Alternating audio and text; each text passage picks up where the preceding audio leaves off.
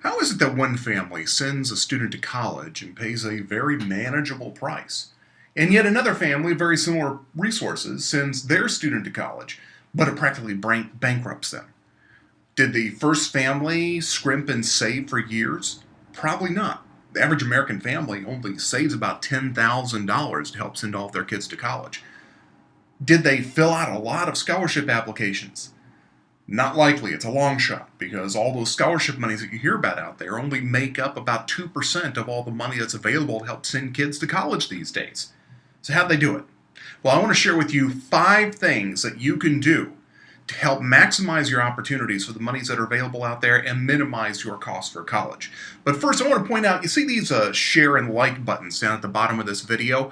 Click on those because our mission is to help families minimize their cost for college. And you can help us by sharing and liking this video.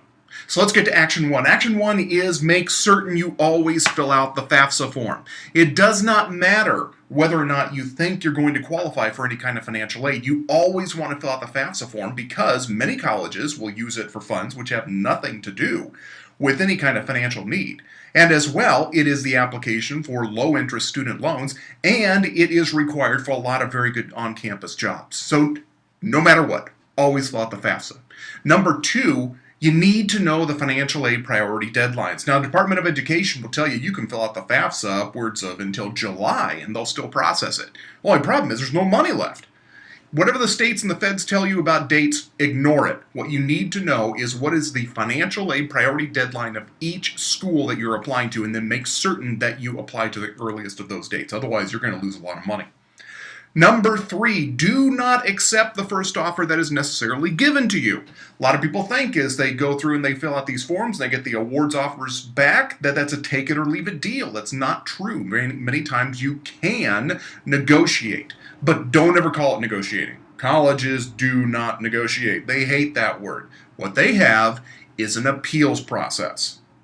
Number 4. Now, this is great if you're early on in the process. Number 4 is you want to make certain that you're applying to generous colleges because not all schools treat the financial aid process the same. Some schools are far more generous than other schools, and if you can identify and apply to those generous colleges, you're going to save a lot of money. At edulaunchpad.com, we make it very easy for you to identify which of those schools are going to be generous and which of those schools are not. Finally, action number 5, another one if you're early in the process can help out. Make certain you apply to at least 6 to 10 colleges.